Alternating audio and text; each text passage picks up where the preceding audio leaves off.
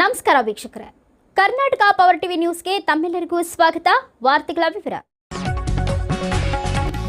ಗಂಗಾವತಿ ನಗರ ಸಂಚಾರಿ ಪೊಲೀಸ್ ಠಾಣೆಯಲ್ಲಿ ಶ್ರೀ ಯೋಗಿ ನಾರಾಯಣ ಯತೀಂದ್ರರ 300ನೇ ಜಯಂತಿ ಆಚರಣೆ.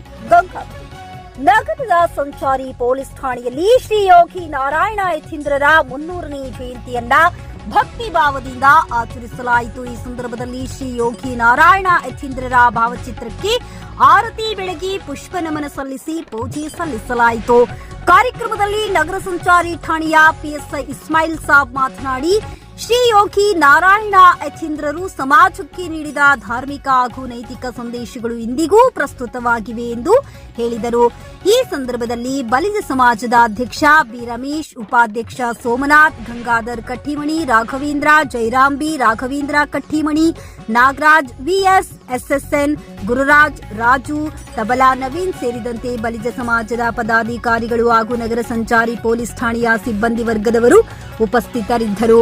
ಕಾರ್ಯಕ್ರಮವು ಶಾಂತಿಯುತ ಹಾಗೂ ಗೌರವಪೂರ್ಣ ವಾತಾವರಣದಲ್ಲಿ ನೆರವೇರಿತು.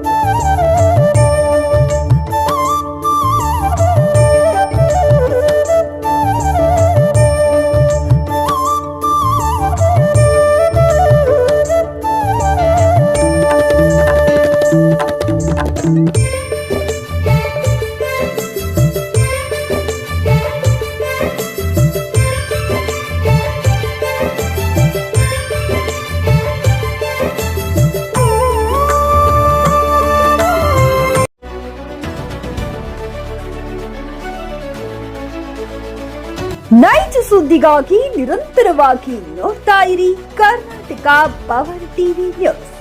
ನೀವು ಇನ್ನ ನಮ್ಮ ಚಾನೆಲ್ ಸಬ್ಸ್ಕ್ರೈಬ್ ಮಾಡಿಲ್ಲ ಅಂದ್ರೆ ಕೂಡಲೇ ಸಬ್ಸ್ಕ್ರೈಬ್ ಮಾಡಿ, ಲೈಕ್ ಮಾಡಿ, ಕಮೆಂಟ್ ಮಾಡಿ ಮತ್ತು ಶೇರ್ ಮಾಡಿ.